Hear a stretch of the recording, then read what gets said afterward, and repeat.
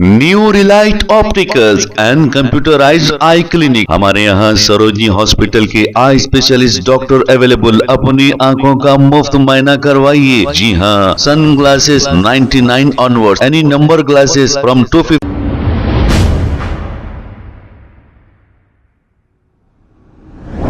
अस्सलाम वालेकुम नाजरीन, 7H न्यूज सच को रखे आपके आगे। नाजरीन, अगर आप किसी को कर्ज दे रहे हैं तो हो जाइए होशियार। आपको ये अच्छी तरह जान लेना चाहिए, आपसे जो भी कर्ज लेता है, जब वो भिखारी की तरह आपके पास भीख मांगता है, जब आप इससे कर्ज लेने जाते हैं तो आप भिखारी हो जाते हैं और ये बादशाह बन जाता है। क्योंकि आजकल के हालात ही ऐसे हैं। कर्ज देना तो बस अपनी जान का दुश्मन बना लेना है, तो आप भी कर्ज मत दीजिए। इसी तरह ये खातून ने भी अपने किराएदार को कुछ कर्ज दिया। इसके बाद इस किराएदार की और इनकी व्हाट्सएप पर वॉइस चैटिंग चल रही है। इस वॉइस चैटिंग में ये शख्स इस खातून को क्या कह रहा है, सुनते हैं तफसीलात। और इस खातून ने भी इस वाकये के ताल्लुक से रहमत बेग एमएलसी को भी ये कहा कि मेरी मदद करिए। रहमत बेग एमएलसी ने इन्हें 2-4 दिन में करूंगा कहा, लेकिन इनका काम नहीं करे। इसके बाद ये दारुसलाम हेडक्वार्टर गए और वहां पर असदुद्दीन अवैसी साहब से मुलाकात की। इन्होंने रहमत बेग को इनसे बात करने के लिए कहा। रहमत बेग मुसलसिल इन्हें टाल मटोल करते रहे। अब किस्सा तो ये है कि कर्ज जिसने लिया उसको बुलाकर रहमत बेग बात करने वाले थे, लेकिन अभी तक बात नहीं करे। अब वही कर्ज लेने वाला इस खातून को कैसी बुरी बुरी बातें कह रहा है, आइए सुनते हैं तफसीलात। बोलिए, आपका नाम बोलिए जोर से। अस्सलाम वालेकुम, मेरा नाम आमिना सिद्दीक़ा है। मैं शास्त्रीपुरम में रहती हूँ, अली भाई की मस्जिद की सेकंड गली, जहाँ अवैसी साहब का मकान है उससे आगे, अवैसी हिल्स के आगे रहती हूँ मैं, शास्त्रीपुरम अली भाई की मस्जिद के पास। मेरे किराएदार 4 साल से घर में थे मेरे। उसके बाद उन्होंने खाली करके गए। अब मेरे से हैंड लोन लिए थे उन्होंने 1 लाख रुपए। लेने के बाद 3 साल हो गया, अभी तक उन्होंने वापस नहीं लौटाए। तो मैं उनको जब भी फोन करती थी उन्होंने क्या प्रूफ है आपके पास उनको पैसे दिए? सब हैंड लोन का पेपर है भाई, बताइए। ये देखिए, कितने पैसे दिए थे आप? ये 1 लाख रुपए दी थी भाई, जिसमें से उन्होंने 5-5 हजार करके 6 महीने दिए मेरे को।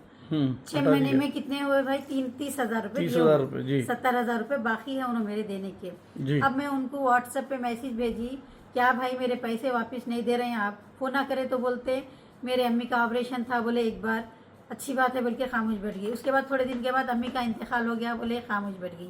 फिर बीवी का ऑपरेशन, वो क्या, बीवी की तबीयत बहुत ख़राब हो गई, बोले खामोश बैठ गई। ऐसे बहाने बनाते बनाते बनाते 3 साल होने आ गया। अब मैं व्हाट्सएप पे उनको भेजी, उनकी बीवी के व्हाट्सएप पे मैसेज भेजी उनको, तो उन्होंने मेरे को इतने गैर गलत बातें कर रही, मैं फलां आदमियों के साथ फिरती हूँ करती हूँ बोल के बोल रही। आप बोलिए भाई, समीना डॉक्टर है, उन्होंने भी आदमियों के साथ फिरते, तो उनके ऊपर भी तहमत लगाए तो क्या बर्दाश्त कर सकते? कोई और लेडीज है जो काम कर, बोलिए।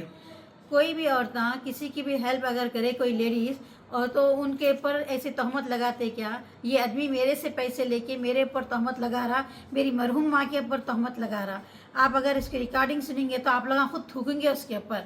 आदमी है या उन्हें क्या है, कमजोर है, क्या बोलेंगे आपको? क्या बोल के तोहमत लगा रहे हैं आप पे? आप सुनीजिए रिकॉर्डिंग। मैं फला आदमियों के साथ फिरती हूँ कहते, मैं मेरी अम्मा खराब औरत है बोल के, जबकि मेरी माँ मरहूम है, उन्होंने तो देखे भी नहीं मेरी माँ को। मेरी माँ के ऊपर ऐसा कैसा बहतान लगाते? उनकी माँ क्या वैसी थे?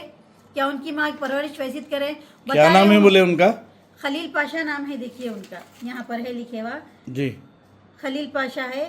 शेख अब्दुल मियाँ के बेटे। आपके घर में क्या किराए से थे उन्होंने? जी हो, किराए से थे मेरे घर में, 4 साल किराए से कई के लिए दिए थे पैसे आप? उनके वालदा की तबीयत खराब है बोल के लिए, फिर एक बार कारोबार के वास्ते होना ले लिए थे, वापस दिए।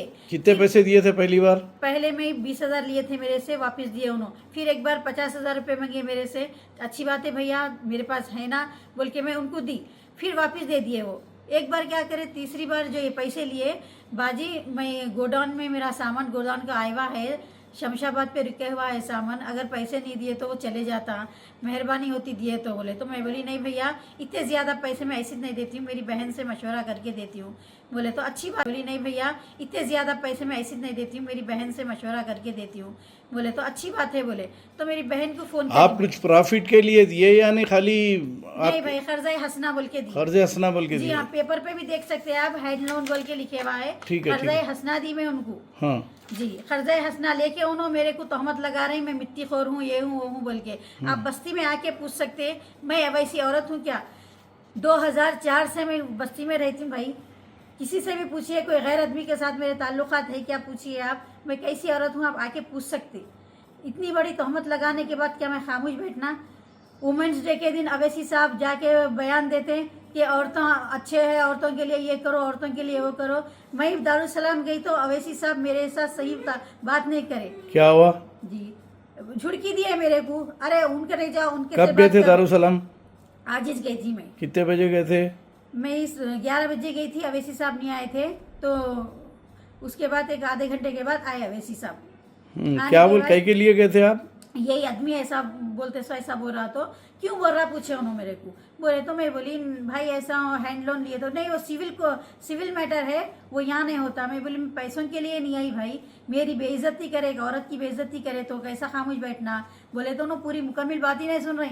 ओ आपके MLC साहब आते ना बस्ती के, उनको बोलिए, रहमत बेग साहब को बोलिए। बोले मैं रहमत बेग साहब को तो 8 दिन से फोन कर रही हूँ, जब भी मैसेज भेजती हूँ फ़ोन करती हूँ उनको, करा देता हूँ, हो जाता यही बोल के टालते। अब मैं दारुसलाम में पूछी उनसे तो उन्होंने बोल रहे मेरे को कि नहीं ये काम मेरा नहीं है, अगने से वो इफ्तिदा करना, कहीं भी कुछ भी हुआ तो जाना, वो है मेरा काम। ये आपस ही लड़े हैं, आप पुलिस में जाके बोलिए। पुलिस में मैं चहाशमे के दिन गई केस बुक करने के बाद। कौन से PS हो गए? राजेंद्र नगर PS। क्या हुआ? मालाडेपल्ली PS है ना, वहाँ पर गई। वो लोग मेलाडेपल्ली गए राजेंद्र नगर के? नहीं, मालाडेपल्ली हाँ। महफिल होटल के पास है। हाँ। वहाँ पर गई, वो लोग लिख के फोन करे वो आदमी को। फोन करने के बाद वो आदमी क्या बोला मालूम? खलील भाई बोल के ऐसा उतना बोला, बस वो आदमी के पुलिस वाले के मुंह से सुनी मैं, खलील भाई बोल के वो आदमी बोला। सो जी, जो पैसे देना है आपके उसका नाम है खलील? नहीं, वहाँ के जो लीडर है अब फिलौकत खलील खदीर बोल के है। जी हाँ, उनका नाम लेते के साथ ही पुलिस वाले क्या करे मालूम? पहले तो मैं पुलिस वालों को घर पे बुलाई 100 डायल करके बुलाए, तो उन्होंने घर पे आए। घर पे आने के बाद उनको पूरा मसला बोली मैं। बोले तो उन्होंने बोले नहीं आप बोलते सो उसका नंबर दियो। बोले मैं उसका नंबर दी, वो आदमी का अखिल पाशा का नंबर दी। अखिल पाशा का नंबर दी तो उन्होंने क्या करे मालूम? फोन पे बात करके पुलिस वालों को ये बोले खलील भाई बोल के बोले। तो पुलिस वाले खलील भाई सुन के मेरे से आगे हट के जाके बात करके मेरे को बोले आप PS को आइए। ठीक है आती बोल के मैं दूसरे दिन जब PS को चली गई, चहाशमे के दिन में PS को गई, जाके वहाँ पर बिठा दिए, 2 घंटे बिठा दिए मेरे को। फिर नमाज का टाइम हुआ, मैं नमाज पढ़ ली। उसके बाद जब वो लेडीज जो रहते ना वहाँ पर लिखने वाले, ऑटो वाले जाते बोले मैडम जाना क्या बोल के। बोले तो इधर आइए आप मैं लिखती बोल के। जब उन्होंने लिख लिए पेपर पे, लिख के मेरी साइन भी ले लिए, लेके अंदर और एक ऑफिसर के ने भेजे। तो उन्होंने फ़ोन करे वो आदमी को, खलील भाई को, खलील क्या बोलते हैं अखिल पाशा को फ़ोन करे। कौन है अखिल पाशा? ये जो मेरे से पैसे लिए, जो मेरे को बेहुदा बातें करे व्हाट्सएप पे, उनका नाम है अखिल पाशा? जी हाँ। आए उन्होंने? नहीं आए, उनको फोन पे उन्होंने फिर उनको भी बात करके खलील भाई, उनके भी मुँह से खलील भाई सुनी मैं। कौन है खलील भाई? है लीडर है वहाँ की फिलौकत। उनके पहचानत क्या है क्या उन्होंने? पता नहीं, चमचागिरी तो करते। अच्छा जी। तो अब आपके आना कितने हैं पैसे उनके ने से? मेरे 70,000 रुपये आना है। मेरे को पैसों का नहीं है भाई, मेरे को है। उन्होंने मेरे पर जो तहमत लगाए, क्या सबूत है उनके ने, कैसा लगाए, किस वजह से लगाए, उन्होंने कैसा बोल सकते हैं एक औरत को इतनी बड़ी बात? क्यों उनकी वालदा भी वैसी थे क्या?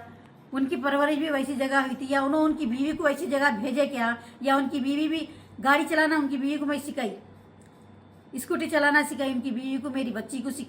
तेरे जैसा, तेरी अम्मा के जैसा, तेरी अम्मा 10 जगह गई सो ऐसा तो नहीं है ना? तू जैसा 10 जगह जा रही, एक औरत 4-4 जगह जाती। जी कौन बाजी? फाइनेंस को पैसे लिया था, सूदखोरी करने पैसा लिया था। तुझे से शरीफ समझ रही, बाजी कहते तू बाजी के लायक नहीं है। तू 10-10 हजार खा के अंदर हुए तो ईमानदारी से बोल रही। अब अल्लाह को मालूम, बोलता वहां तो लेना ना, अब रिकॉर्डिंग कहीं गुजार रही, मरे तक सबर करना, वहां पे नहीं है इंसाफ। तू मुसलमान को पैदा हुई ना, हम तो जाहिल लोग हैं, हम खुद बोल ले रहे।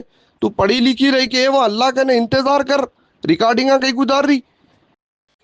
कहाँ के तुम धोए बा मेरा, मेरे अम्मा का मेरा कहाँ के धोए तुम? कैसा तुम्हारे को 10 जगह गए 12 जगह गए मालूम है तुम्हारे को? हाँ, तुम जाते, तुम्हारी अम्मा जाते, तुम्हारी बीवी को तुम भेजते शायद, इसलिए तुम्हारे को ये चीज़ें मालूम है। अगर तुम आखिर शरीफ माँ बाप की औलाद रहते थे ना तो ये जबान ऐसी निकाल के नहीं बोलते थे, समझे? तुम बता दिए तुम कोसी नस्ल के हैं, तुम दिखा दिए, तुम चंद पैसों के लिए तुम तुम्हारी औकात दिखा दिए, तुम्हारा खून क्या है, तुम हरामी है, तुम दिखा दिए। और कुछ मेरे बारे में बोलना है तो बोल सकते हैं आप, बोलिए क्या क्या बोलना है, मैं किसकी औलाद हूँ, मेरे अम्मा के बारे में, अब मेरे बाबा के भी बारे में बोलना था ज़रा, मेरे रिश्तेदारों के भी बारे में बोलना था ज़रा कुछ, और आपको मालूम है तो उन्हें तो जाओ इन्फॉर्मेशन करो, दरियाफ़ी करो, जाओ दरियाफ़ी करके मालूम करो। आगे तुम्हारी बेटियों को जब दामादां देने जाएंगे ना, ढूंढने जाएंगे ना, दरियाफ़ी करने आसानी होगी तुम्हारे को, कहीं आके वैसी जगह फंस तो नहीं जाएंगे कहीं। बेशक बेशक मुसलमान की औलाद हूँ मैं, आपके जैसे नहीं बोली। आप किसकी औलाद है मेरे को नहीं मालूम, मैं किसकी औलाद हूँ सबको मालूम है, समझे ना? बेशक मैं मुसलमानी हूँ, कलमा गो हूँ मैं, और मैं हक पे हूँ नहीं हूँ अल्लाह आपके सामने दिखाएंगा। फिर साल तक तुम कहाँ रहेंगे मैं कहाँ रहूँगी देख लेना तुम, समझे ना? चलो। New Relight opticals and computerised I clinic, हमारे यहाँ सरोजनी हॉस्पिटल के आई स्पेशलिस्ट डॉक्टर अवेलेबल। अपनी आंखों का मुफ्त मुआयना करवाइए। जी हाँ, sun glasses 99 onward, any number glasses from 250 onward, contact lenses any colour ₹99 onward. जो हजरात 60 साल की उम्र से ज्यादा है, हज और उम्रा जाना चाहते हैं, उनके लिए बिल्कुल free number glasses, free home delivery और free eye checkup. New relight optical, Talab Katta, main road, opposite to Baba Bahauddin Dargah. Mobile 9848392127। खबर है शहर की, खबर है गाँव की, खबर है सारी दुनिया की। 7H न्यूज पसंद आए तो लाइक कीजिए, शेयर कीजिए और सब्सक्राइब करना ना भूले। 7H news.